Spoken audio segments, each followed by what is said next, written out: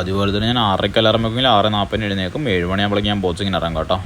എൻ്റെ pre workout drink എന്ന് പറഞ്ഞാൽ അന്നപൂർണ്ണയിലെ ഒന്നെങ്കിൽ ചായ അല്ലെങ്കിൽ കട്ടൻ കാപ്പി, ഈ രണ്ടിലേതെങ്കിലും ആയിട്ട് ഞാൻ ട്രൈ ചെയ്ത കട്ടൻ കാപ്പിയാണ്.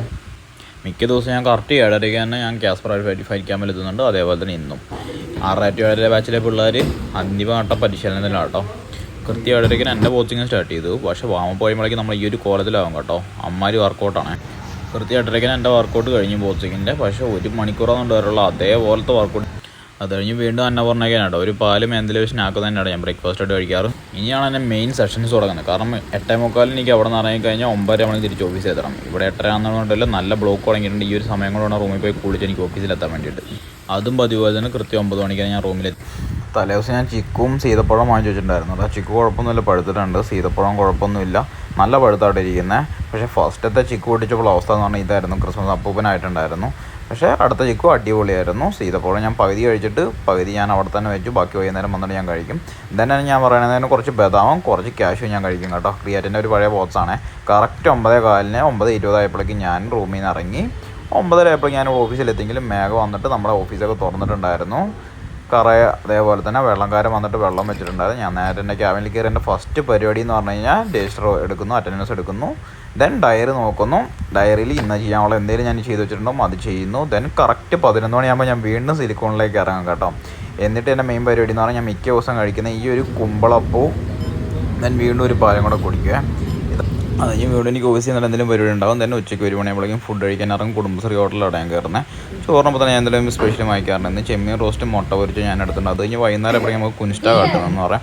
പിള്ളേരെ കോൺഫിഡൻസ് കൂടാൻ എൻജോയ്മെൻറ്റ് ചെയ്യിപ്പിക്കാൻ വേണ്ടി നമ്മൾ ചെയ്യുന്ന ഓരോ പരിപാടീസിൽ ഒന്നാണ് കുനിഷ്ടാഗ് എന്ന് പറയും. കുനിഷ്ടാഗ് എന്ന ജർമ്മൻ വേണ്ടി നടത്തും ആർട്സ് ഡേ.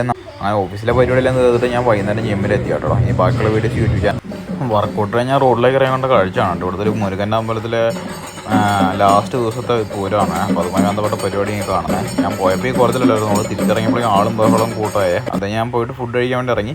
ദോശ കഴിക്കാൻ വേണ്ടി ഇറങ്ങിയാണ്. പക്ഷേ ഞാൻ ചിക്കനും കൂടെ അതിൻ്റെ ഒപ്പം ഓർഡർ ചെയ്ത് കഴിച്ചു. നല്ല അടിപൊളിയായിരുന്നു. പക്ഷേ ജീവിതത്തിൽ ഇന്നേ വരെ മട്ടൻ എന്ന് പറഞ്ഞ സാധനം തൊട്ട് നോക്കാത്ത ഞാൻ മട്ടൻ സൂപ്പ് കഴിക്കുന്ന കാഴ്ചയാണ് ഇനി കാണാൻ പോകുന്നത്. കാരണം മട്ടൺ ഒരു മണം ഉണ്ടല്ലോ, അതാണ് എനിക്ക് തീരെ പറ്റാത്തത്. പക്ഷേ ഇവിടെ എല്ലാവരും ഈ സാധനം ഓർഡർ ചെയ്യുന്നതുകൊണ്ട് നല്ല ഫേമസ് ആയതുകൊണ്ട് ഞാൻ ഒന്ന് ട്രൈ ചെയ്യാൻ നോക്കി. പക്ഷേ വിചാരിച്ചല്ല, മട്ടൻ്റെ ഒരു കുത്തലൊന്നും ഇല്ലായിരുന്നു. എനിക്ക് ഇഷ്ടപ്പെട്ടു കേട്ടോ. അത് ഞാൻ വീണ്ടും പൂരപ്പറമ്പിലേക്ക് തന്നെ തിരിച്ചു വന്നു. നമ്മളെല്ലാവരും ഈ ഒരു സംഭവം കണ്ടിട്ടുണ്ടാവട്ടെ. ഈ സംഭവം ഇവർ എത്ര സിമ്പിളായിട്ട് ചെയ്യുന്നതെന്ന് നോക്കി.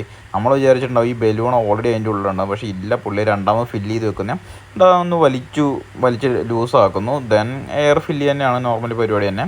പക്ഷെ ഞാൻ വിചാരിച്ചു ഓൾറെഡി അത് രണ്ടും കൂടെ ഒരുമിച്ചായിരിക്കും വരുന്നുണ്ട്. പക്ഷേ രണ്ട് ബലൂണായിരുന്നു. എന്നിട്ടാണത് എയർ ഫില്ല് ചെയ്തിട്ട് അങ്ങനെ ആക്കുന്നത്. സംഭവം നമുക്കത് കാണുമ്പോൾ സിമ്പിളാന്ന് തോന്നുന്നുണ്ടെങ്കിലും പുള്ളിയുടെ ആ ഒരു എക്സ്പീരിയൻസും കൊണ്ടായിരിക്കട്ടെ ഇത്രയും സിമ്പിളായിട്ട് പുള്ളി അത് എല്ലാം ചെയ്യാൻ പറ്റുന്നുണ്ടാവും. ഈ ഒരു സ്റ്റിക്ക് കണ്ടോ, ഇതിനകത്ത് ബാറ്ററിയും കാര്യങ്ങളെല്ലാം കണക്ഷൻ കൊടുത്തിട്ടേക്കുവാണ്. ഈ ഒരു ചെറിയൊരു വള്ളിയുണ്ടോ, അതാണ് ആ ഒരു ഇലിമിനേഷന് കിട്ടാൻ വേണ്ടിയുള്ള മെയിൻ സാധനം എന്ന് പറയുന്നത്. ആ സ്റ്റിക്കിലൊക്കെ അറ്റാച്ച് ചെയ്യുന്നു.